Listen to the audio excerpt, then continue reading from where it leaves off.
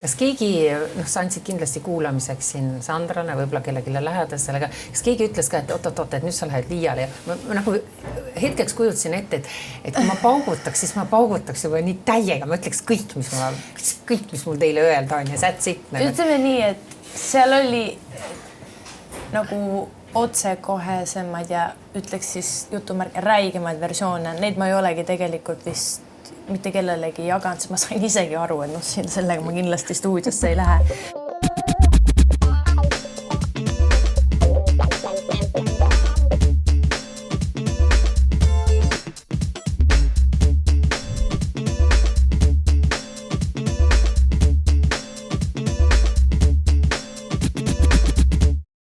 Nii, ja meie jätkame siis Liis sinuga ja intervjuuga. Me lõpetasime väga seksikatel teemadel siin uue plaadi ümbrisest ja sellega kaasa tulevast bukletist, mis on täiesti eraldi vaatamisväärsus. Palun vaadake meie eelmist videot, kuulake meie eelmist videot. Seal oli sellest pikemalt juttu, väga julge kusjuures.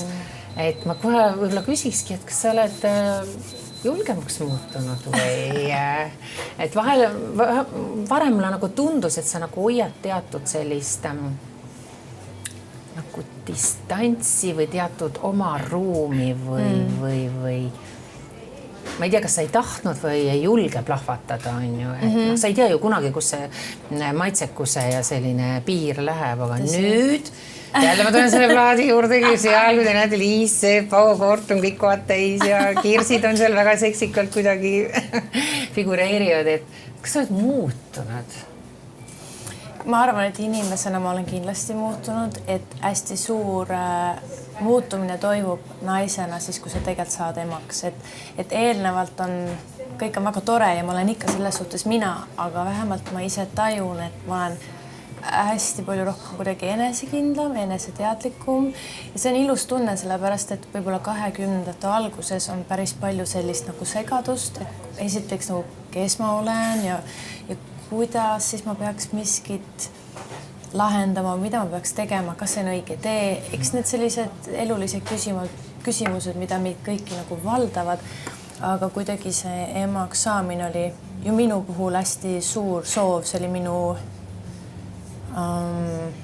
nagu üks kõige suurematest soovidest üldse, mida ma soovisin kogeda, aga tol hetkel, kui ma tegelikult sain ju aru, et mul on kehaga midagi valesti ja kuidagi ikkagi nagu asjad ei toimi nii, nagu need võib-olla võiks ja peaks, aga arstid ütlesid, ei, kõik on nagu hästi, kõik on korras, see tekitas minus väga palju sisemisi selliseid nagu vastuolusid, et mulle öeldakse, et kõik on nagu hästi, et hakka las tegema, aga samas ma olen nagu tohututes valudes ja ma olen hästi seda usku, et su keha ikkagi nagu annab sulle teada asjadest, sa pead lihtsalt ise olema piisavalt tark ja kuulama, et sa saad kõik, usun, nagu lahendada mingil määral. Ja siis aga ma torkan vahele, me rääkisime eelmises videos just seda, et sa oled olnud vegan ja taimetoitlane ja nii edasi ja siis sa äkki kuulasid oma keha ja su keha tahtis liha. Jah, tõesti, nii see oli.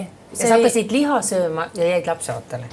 See on nagu praegu utreeritud, aga no põhimõtteliselt jah, see on selles suhtes väga veider kokkusattumus, aga tõesti nagu nii oligi, et ma teadsin, et ma tahan hakata last tegema, aga enne seda ma pidin ju läbima 2 sellist päris invasiivset operatsiooni oma selle naiste haiguse pärast, ehk siis ma kogu aeg tegelikult nagu valmistasin oma keha ette, et üldse see saaks olla võimalik mu jaoks, sellepärast et mulle pigem nagu arstid väga viisakalt ikkagi nagu kuidagi üritasid mind maa peale tuua ja öelda, et tead, et võib-olla sul ei tule see nagu nii loomulikult, või et võib-olla see ei juhtu. Et kuidagi, et tead, et lihtsalt isegi see võimalus, et võib-olla seda ei juhtugi. Et võib-olla juhtugi, võib-olla sa ei saagi, et selles suhtes tänapäeval muidugi ikka on olemas, aga selles suhtes, et ma ei oleks kuskil nagu illusioonis, eks ole.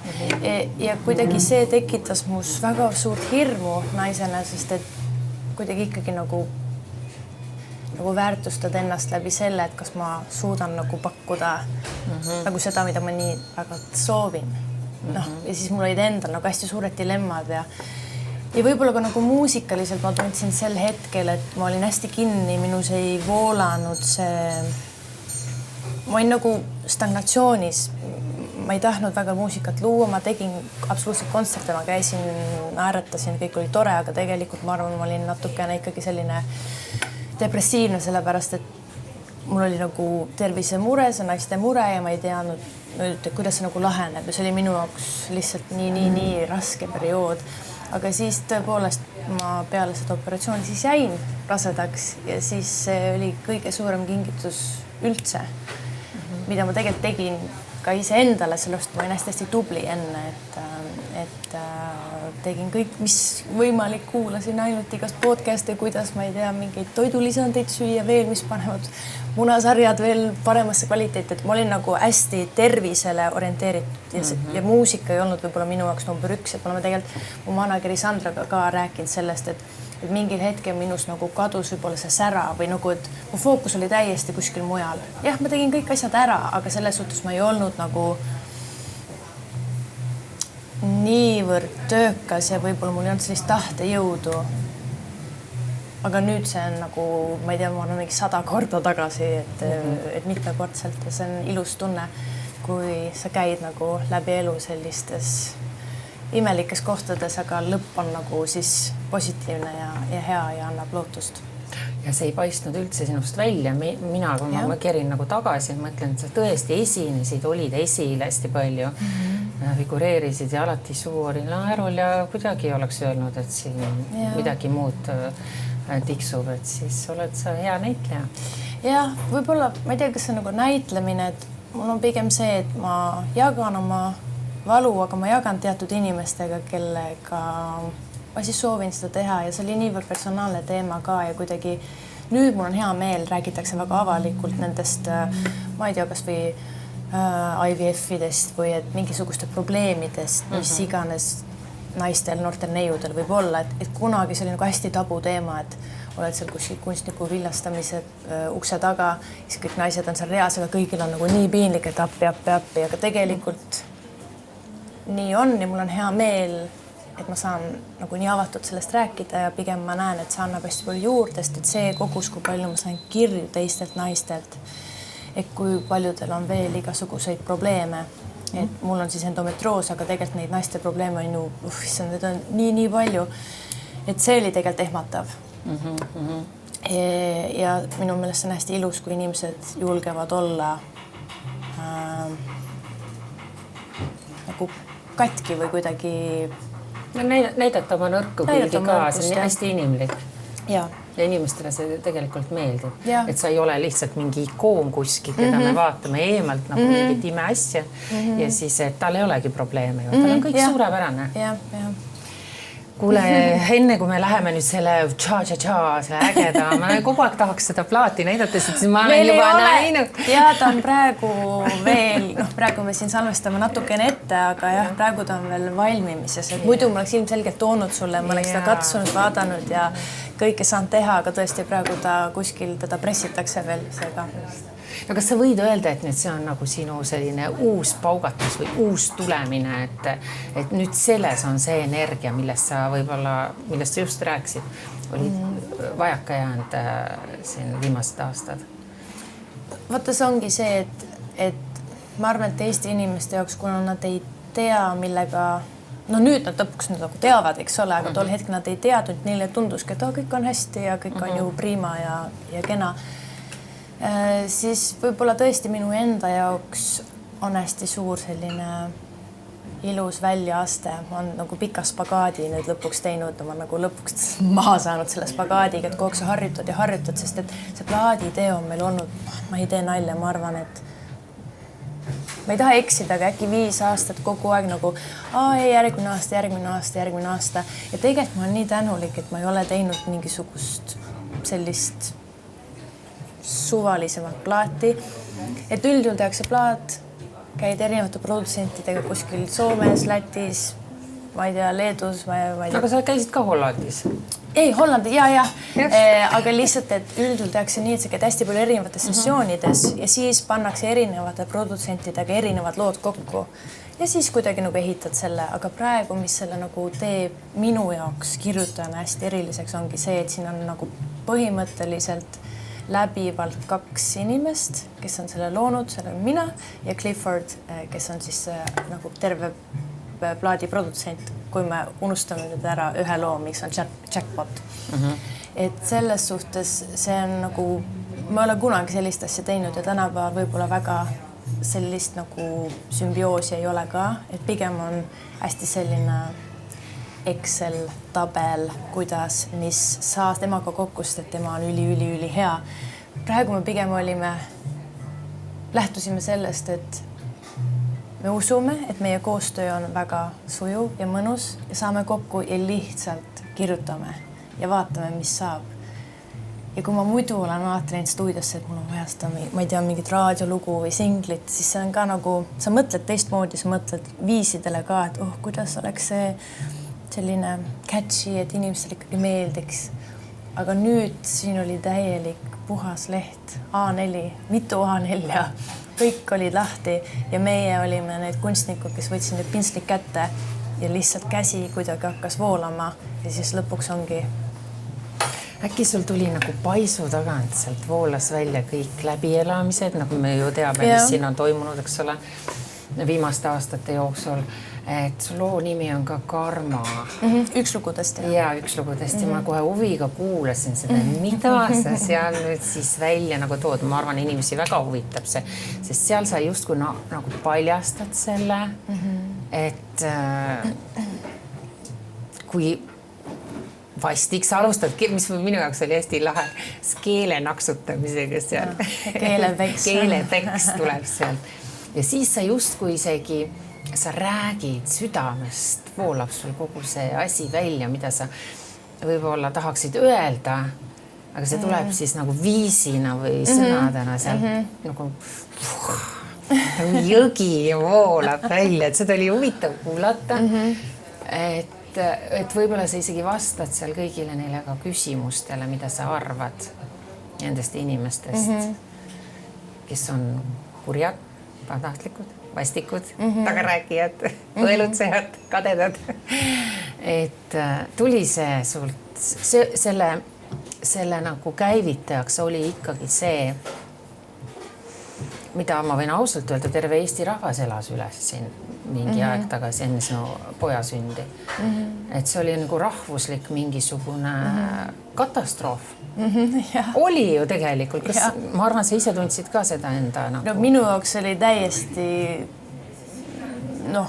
polegi kogenud, vaata nii, nagu olen kogenud ilusat armastust, sest armastus on ka hästi tugev tunne ja see on hästi siiras ja puhas ja see tuleb nagu ilusast kohast.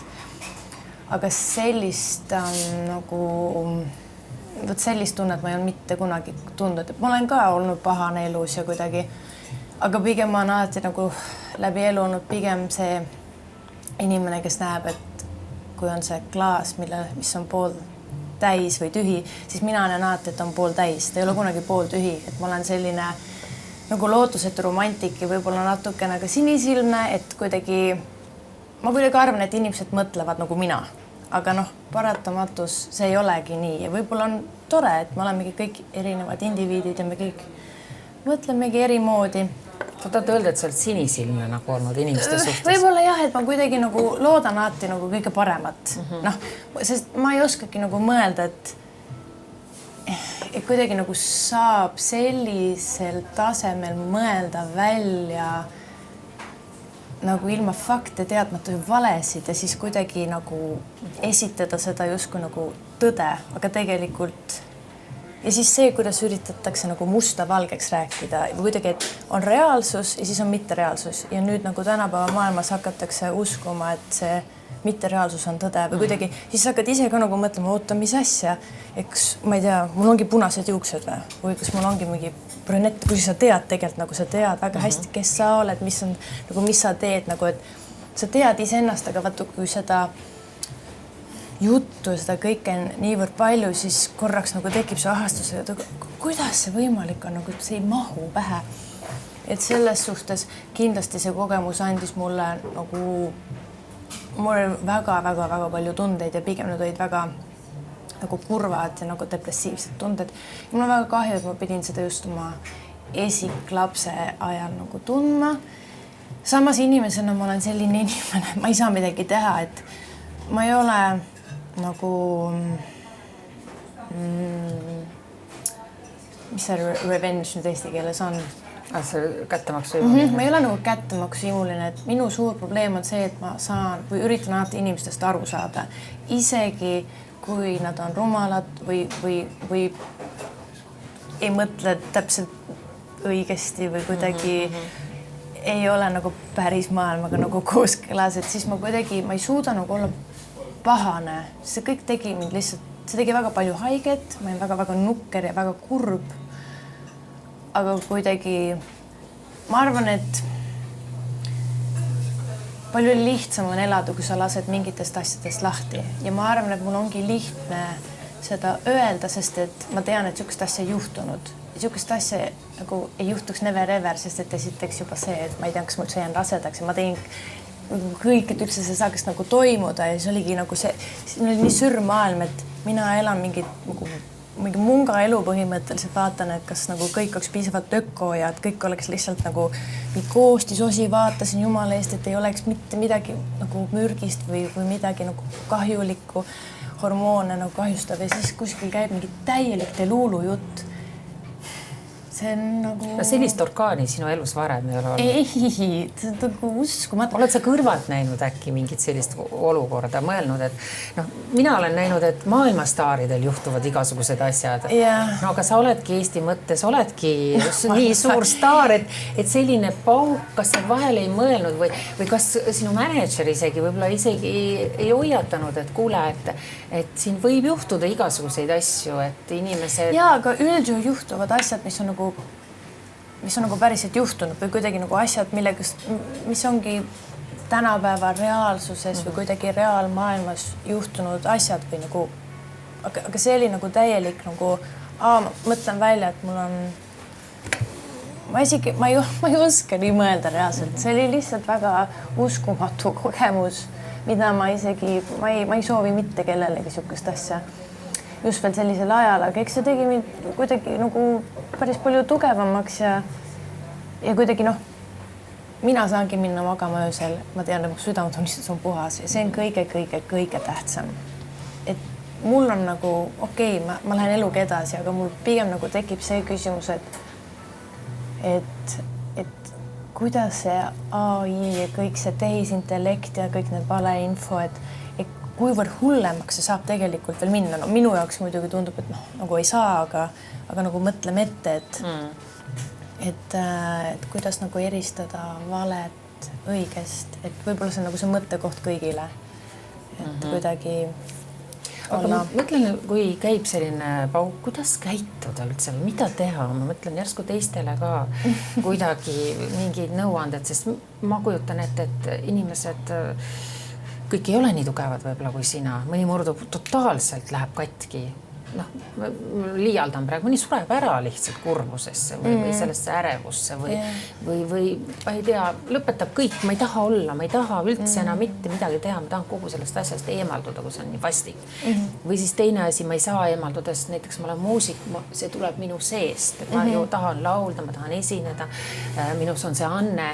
Ma teen seda edasi, aga kuidas sa ennast nagu ravid ise seesmiselt, lõpuks meil on igasugused asju, me võime süüa antidepressante, me võime minna psühholoogi juurde, me võime minna ära mõneks ajaks pildilt, reisida kuskile Afrikasse, olla seal 2 aastat, tulla tagasi, aga kuidas sa ennast kokku panid, kuidas sa need tükikesed kokku said panna, see on minu jaoks nagu müstika. No selles suhtes, kes see, inimesed äkki sul oleks vaja teraapiasse minna kellegagi nagu rääkima või kuidagi, et saada oma mõtted selgeks, aga vaata, siin oligi see nagu vastuolu, et mina teadsin väga hästi, niisugust asja ei ole never juhtunud. Ja mina teadsin ja minu sõbrad, mu lähiringkond, kõik olidki nagu, mis asja, mis jaburus see on. Ja ma arvan, et mind hoidiski nii-öelda mitte langemast kuskile musta auku. Mu pere ja mu sõbrad, kellega ma siis nagu seda teemat jagasin ja kes olid mulle toeks ja kes üritasid ka nagu lahendust leida või kuidagi, et jah. No ikkagi see ring. See sisering. Just. nemad oli minu vaimne nii-öelda see päästerõngas, kes siis hoidis mind vee peal, kui oli selline uppumise tunne tõesti. Et eks see olegi nii. Aga see mõjub, ma kujutan ette, et see mõjub ka sinu kõige lähedasematele ema, abikaasa, ma ei tea, kas su vanaema elab veel või elab? Ei ela kahjuks. Et sellistele inimestele, et see on nagu tihtipeale ka südant murdev vaadata kõrvalt, kuidas inimesed, kes ei ole kuulsusega harjunud, kuidas nemad sellest nagu läbi tulevad. No see ongi tegelikult hästi naljakas on see, et inimesed, kes mind päriselt tundsid ja kes minuga nagu päevast päeva veedavad aega ja on, kui nemad seda kuulsid, nemad hakkasid naerma nagu südamest, et mis nagu see on nali, see keegi ei saa seda uskuda, see on nagu nii loll, see on nagu lihtsalt nii loll, et ma elan kuskil kuu peal tegelikult. Ja siis ma olin nagu okei, et nagu minu jaoks on päris nagu häiriv, et ma ei saanud aru, kus nad nagu naeravad, aga kuna nende jaoks oligi nii sürr, siis nende reaktsioon oli see, aga kuna see läks nagu aina suuremaks, on tohike oot, et kuidas me seda nagu peatame või kuidagi kõik see lõpuks siis lahendasime nii, nagu me selle lahendasime, aga võib-olla olekski pidanud koheselt nagu kuidagi adresseerima, aga kuidagi jõuamegi tagasi selleni, et ma olin kuidagi hea usklik, kuidagi arvasin, et ma arvan, et ikkagi nagu inimesed, kes mõtlevad loogiliselt, kuidagi nagu saavad aru, et nagu terve elu kuidagi olnud üsna nagu tervislik ja mu pere on nagu, minu eluväärtused on lihtsalt täiesti teised, et siis oligi selline kogemus, aga nagu öeldakse siis asjad, mis on hingel, saab panna muusikasse või loometöösse, seda ma tegin. Just tihtipeale artistid ju on isegi öelnud, et kui nende elus on sellised keerulisemad ajad, minnakse lahku või seal juhtub midagi, siis nad saavad selle panna oma loomingusse. Ja nüüd sa täpselt seda oledki teinud, palun väga. Seal on nii, mina olen nüüd saanud 2 lugu kuulata, see Stefaniga lugu on juba väljas, eks ole. Aga mina olen nüüd saanud siis münti kuulata, mis on väga nagu teissugune Liis. Mis mõttes? No mina ei tea. Esiteks ma vaatasin, et seal on Lauri Saatpalu. Mis tunded see sinust tekkis? See tekitas minust selliseid nagu väga-väga imelisi tundeid, sest tema on üks minu lemmikutest. Päriselt? Ja kui on mingid rasked või keerulised asjad, siis ma kuulan teda, lihtsalt ma kuulan teda ja ta on nagu, mul tuleb praegu külmavärin. Ta teeb midagi. Midagi ta teeb. Tekstiliselt kuidagi. Isegi ma mõtlen ta peale praegu, siis mul on niimoodi et ta on selline teraapiline võime. Et ma olen läinud ka ta kontserdile lihtsalt nagu olnud niimoodi nagu sulavõi lihtsalt. Ja nüüd ma vaatasin sina. Esiteks ma vaatasin, et ma lugesin natukene, Sandra aitas mul siin teha natuke kodutöön, et sa ei julgenud ta poole pöörduda alguses. Sina ei julgenud. Ei üldse mitte. Nalja teeb või? Jah, vaata Lauri ja Taagöö ja kuidagi mu tohutu austus ja ma võib-olla kuidagi, kuna mina olen väga selline popi žanri viljeleja, mulle meeldib seda teha ja kirjutada, sest et mulle tundub, et ma saan nagu päris okeilt hakkama ja ma tunnen ennast nagu koduselt.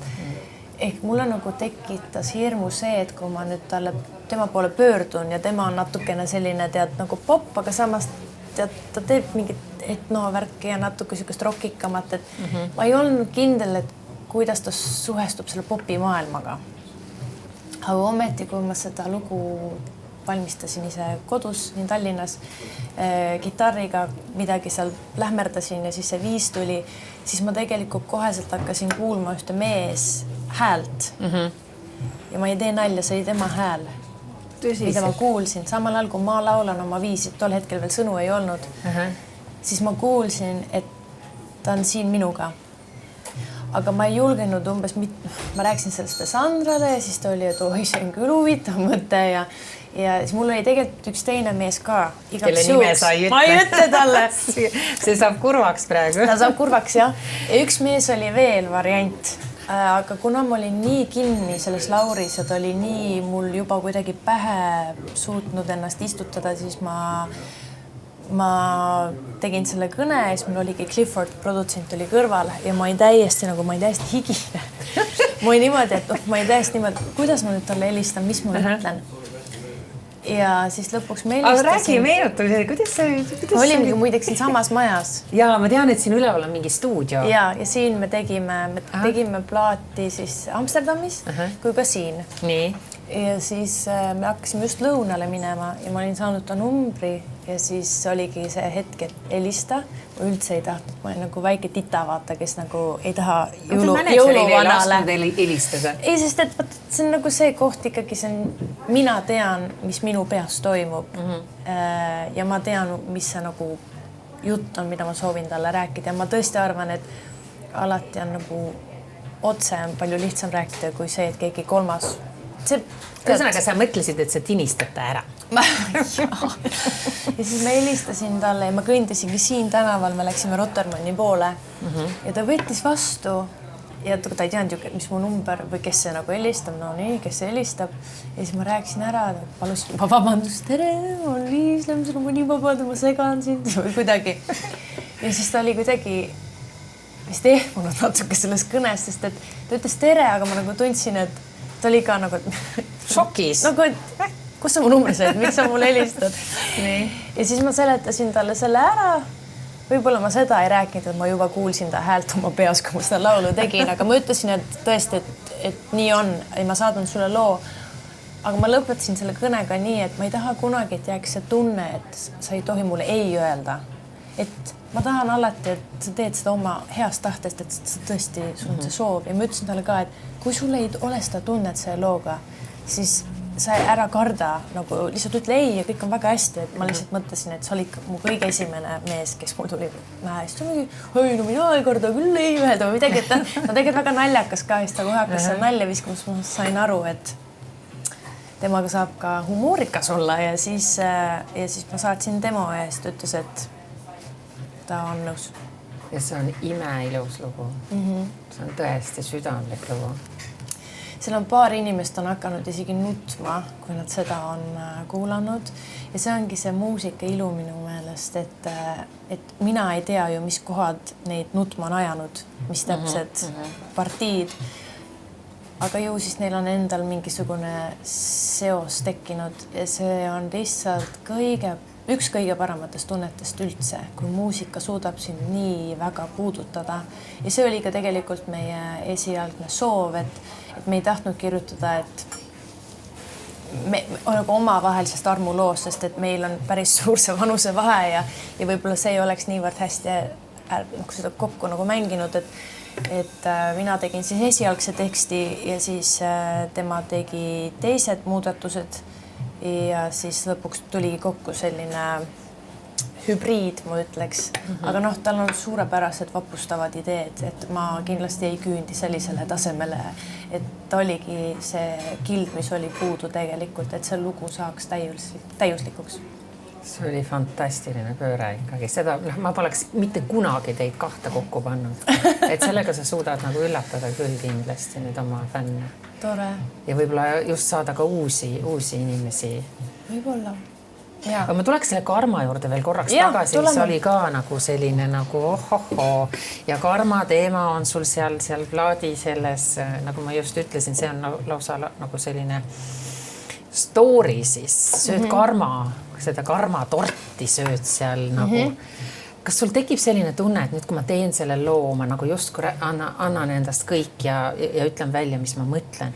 Kas see ongi see tunne siis lõpuks, nüüd ma saan vabaks, nagu, et nüüd see on tehtud, ma ütlesin, mis ma tahtsin ja võtke või jätke ja nii ongi? Mingil määral küll ja, et nüüd ma olen tõesti kuidagi sellises faasis, et ma võib-olla päris nagu nalja veel ei suuda nagu antud teema üle visatist, et see oli ikkagi see on minu nagu üks suur traumakoht, ütleme nii, aga eks ma saan ka sellest üle ja kõik on nagu tehtav, aga kuidagi jah, et kuna ma olen ise ka nagu üpris selline mänguline inimene, et ma ei tahtnud, et see oleks selline, et ma ei taha ennast haletseda selles suhtes, et nii lihtne on ennast haletsema jääda või kui on rasked hetked, et lähedki sinna sügavale auku ja ei saa sealt kuidagi välja, et siis võib ollagi see, et sa ei saagi sealt välja. Et seda ma kardan. Ja pigem minu mõtte laad on olnud ikkagi hästi positiivne. Ma ei tea, kus see on tulnud. Võib-olla see positiivne mõttelaad on tulnud, kui ma elasin Norras, sellepärast, et seal oli ka kuidagi nagu kõik oli kogu aeg nii positiivne ja ma elasin seal tegelikult väga-väga olulistel eluaastatel, just selline enne puberteeti üleminek, et kus sa nagu inimesena siis muud nagu röövikust saab väikene liblikas, et võib-olla sellepärast ma olen ka natuke niimoodi selline nagu ma olen. Aga eks minu ümber on ka hästi positiivsed inimesed. Mu isa on nagu nii positiivne, no, täielik yes man, ema nagu mu abikaasa. No, et meil on kogu aeg see, et kõik on võimalik, kõik on nagu tehtav ja elu on tore ja hea. Lähme edasi. Sirges seljaga. Ja, et kindlasti, kui ma sain selle kõik lüürika paberile, siis see lauldud ja ma tahtsin, et see lugu oleks selline nagu läbi huumori. Olekski siuke sürr. Ja nii ta niimoodi välja kukkus. Kas keegi, sa andsid kindlasti kuulamiseks siin Sandrane, võib-olla kellegile lähedasele, kas keegi ütles ka, et oot, et nüüd sa lähed liiale ja ma nagu hetkeks kujutasin ette, et kui ma paugutaks, siis ma paugutaks juba nii täiega, ma ütleks kõik, mis mul teile öelda on ja that's it. Ütleme nii, et seal oli nagu otsekohesemaid ja ütleks siis jutumärk räigemaid versioone. Neid ma ei olegi tegelikult vist mitte kellelegi jaganud, sest ma sain isegi aru, et sellega ma kindlasti stuudiosse ei lähe. Aga võib-olla see oligi selline see esimene frustratsioon, et ma jälle tõmbasin selle teema üles, avasin selle kuidagi haava endal ja siis mul oli jälle see, kuidas siuke asi saab juhtuda, kuidas nagu inimesed on sellised ja siis ma lugesin, siis ma mingi seda ma kindlasti ei saa avaldada. Ja siis kuidagi ma leidsin selle huumori ja selle pehmuse ja kuidagi selle elu ilu või kuidagi, et Aga sul ei olnud kordagi sellist tunnet, et kogu selle jama ja krempli veel, tead ma üldse see, et sa oled avaliku elu tegelane, sa oled ju nii keskpunktis, sind jahiti, kui sa last ootasid, siis kui sa, eks ole, kogu see tramburai, no enne ka on ju sind jälgitud, kellega sa suudled, kellega sa jalutad käest kinni, kuhu sa lähed, kus sa öösel oled, kus sa hommikul välja astud, et kas sul ei olnud hetkeks sellist tunnet, et nüüd on küll kõik, nüüd on piir, mina rohkem ei jaksa, mina jätan kogu selle, saadan selle muusika ka, kus kurat ja... Ma arvan, et see tunne oleks lihtne tekkima, kui päriselt selline asi oleks juhtunud. Vaata, siis sa tahad nagu peitu pugeda, sest sul on häbi ja sul on nagu nii piinlik ja siis ongi, et okei, jumala eest, ma pühin kodumaalt tolmu ära ja lähen kuskile, ma ei tea, Lõuna-Prantsusmaale elama.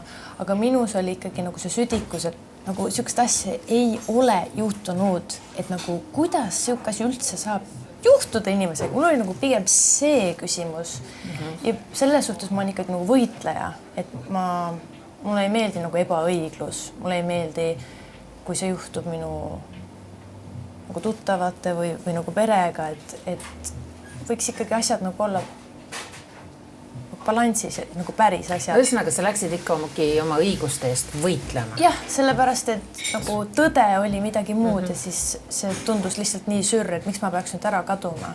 Et siis... See oleks nagu allaandmine, tegelikult tunnistamine, et ma tegin midagi valesti. Jah, aga sükest asja ei olegi olnud ja ma arvan, et sealt ma sain ka selle hästi suure nagu tõuke, pluss veel see, et mul on poeg.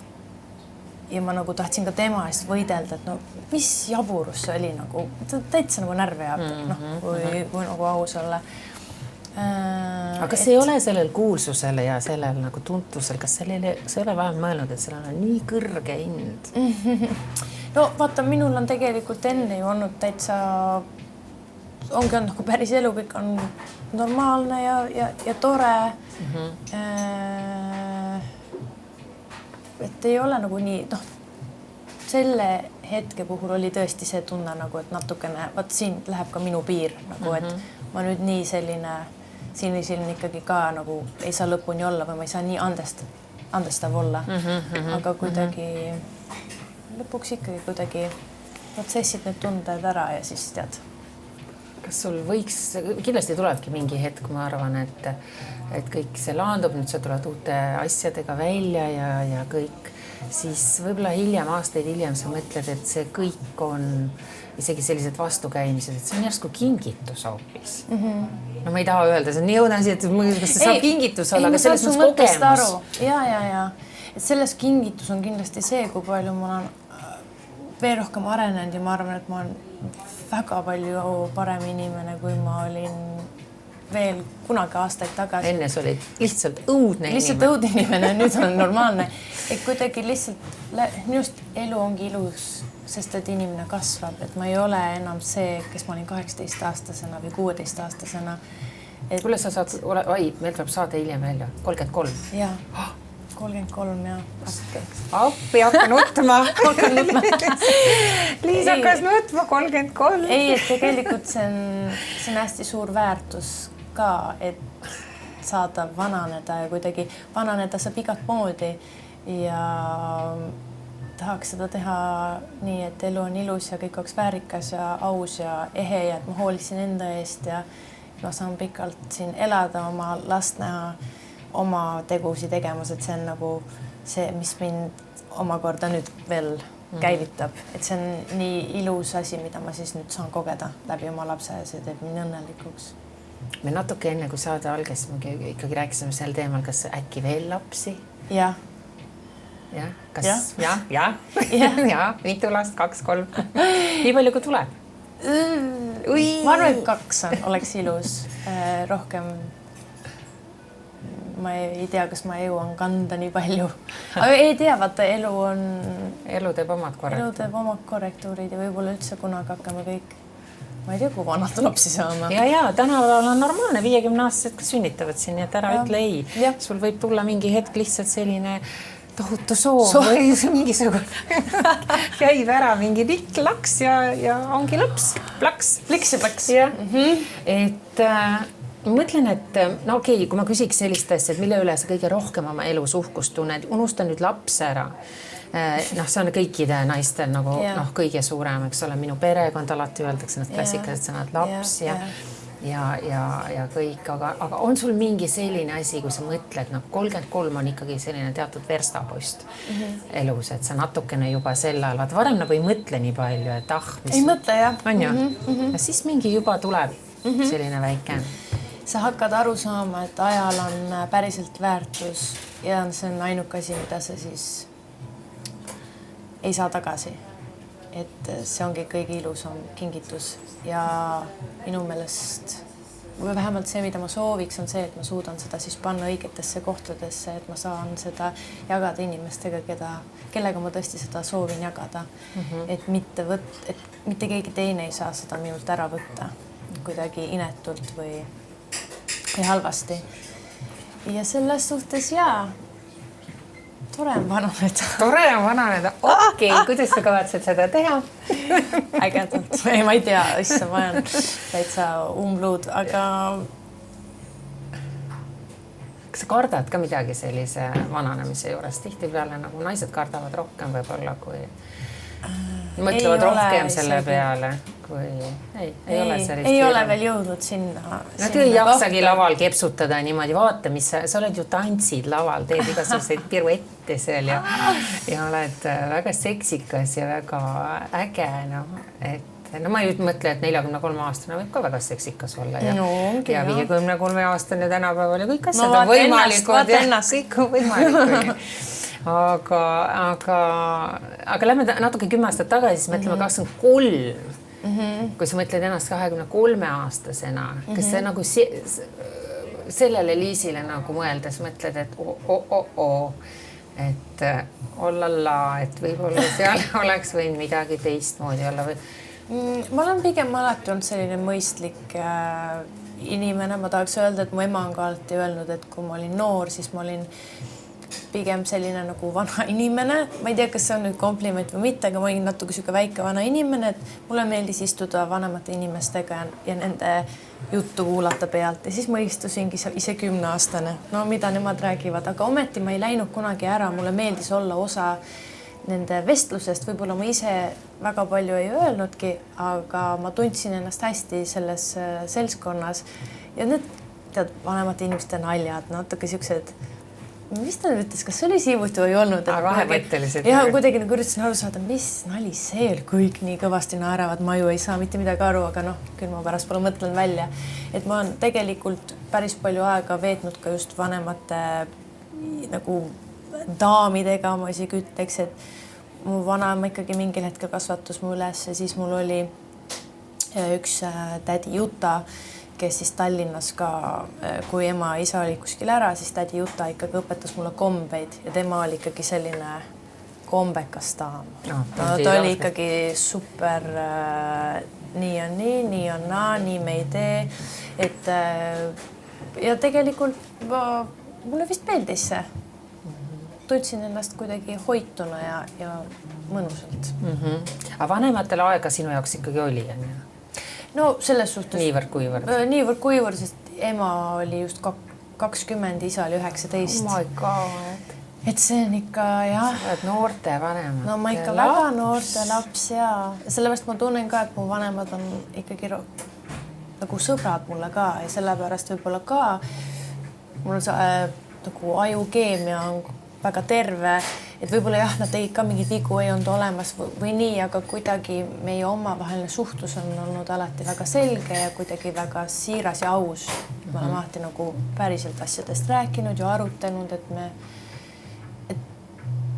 see on ka nagu üsna rariteetne asi, mida ma vähemalt nüüd olen nagu hakanud mõistma, et kõigil seda sellist suhet ei ole ja ma arvan, et see on ka, nemad ongi minu väike teraapiatuba, kus me siis kõik käime ja jagame väga avatult igasuguseid asju. Et tänu neile ka kindlasti ma olen selline, nagu ma olen. Terveks jäänud. Ja terveks jäänud, ja. Kuidas, millised vanavanemad nad on? Hästi toredad. Ei ole sellised, meil pole aega, kõik tahaksid ainult mu poega hoida. Neil on nagu, kes ees see mees põhimõtteliselt. Et nad kõik tahavad, et see oli nagu mu poeg oli lihtsalt nii oodatud laps ka, et kuna pere ju teadis, et mis mul kõik need probleemid olid, on ju, selle naiste haiguse sellega ja nad elasid ju nii tohutult kaasa ja nad nägid, kui katki ma tegelikult olin ka sel hetkel.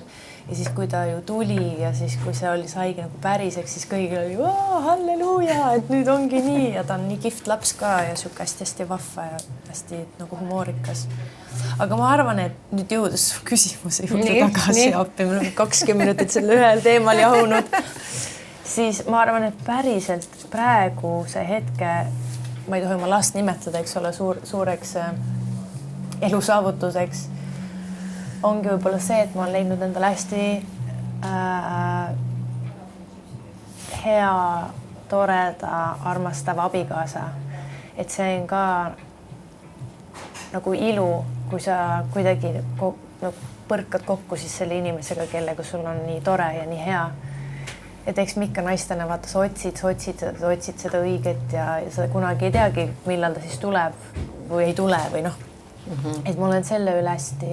Ma polegi muuseas küsinud, nuusknummikuna pean küsinud, kuidas te kindlasti oled kuskil rääkinud seal, kus te trehvasite üldse, kus te üksteise otsa komistasite? Muideks ka talle on pühendatud üks lugu plaadi peal ja see räägibki sellest, kuidas me kohtusime. Loo nimi on? Loo nimi on Üks. Ja seal räägib teie kohtumisest? Suht täpselt nii, nagu see juhtus. Siis peab sealt kuulama lihtsalt, kui tahate teada. Ärme hakkas te praegu ümber jutustama. Ja mul ei olnud plaanis kirjutada armastuslugu talle, aga jällegi stuudios olles see meloodia oli kuidagi hästi ilus ja hästi selline õrn ja kuidagi hästi hea viis oli ja siis see lihtsalt tuli. Et mul ei olnud mingi kinnisideed, et ma pean, või ta ei öelnud ka, et tee minust lugu. Et kuidagi see lihtsalt juhtus ja peaks talle seda laskma ka enne, kui see plaat ilmub. Ta pole kuulnudki seda. Et see tuleb lahe. Aga ma arvan, et nüüd viimase 10 aasta kõige suuremaks saavutuseks ongi tegelikult see plaat, sest et seda ma lihtsalt on nii pikalt edasi lükatud. Ja mul on hea meel, et nüüd on selline kontseptsioon ka paigas ja mul on uhke selle üle, et võib-olla... ta on nii imeilus ka, te ei kujuta lihtsalt ette. No ma juba vaatasin, ma olin nagu täiesti et noh, oli tõesti selle, nüüd ma saan aru sellest vinüüli ilust ka nagu veel teiselt poolt, aga seal on see sisu, mis on sinule hästi oluline ja isiklik on. Ma saan aru, see on nii tohutult isiklik, seal on nagu seinast seina. Seal on hästi seinast seina ja mingil määral võib-olla isegi see album on natuke siuke teraapiasessioon ka minu enda jaoks, sest et seal on nagu viimane album tuli mul välja 8 aastat tagasi. Tol hetkel, kirjutasin nii nagu tuli. Aga nüüd võib-olla seal ongi mingid... Kuidas ma lähenesin, oli tegelikult nii, et ma mõtlesin ühele situatsioonile, mis mul on ikka veel jäänud meelde. Näiteks juhtus 7 aastat tagasi või 8 või mis iganes. Siis ma mõtlesin, vau, see tekitas mulle ikka veel, see tekitab mulle nii tugevat tunnet. Ma tahan selle situatsiooni nüüd panna laulu.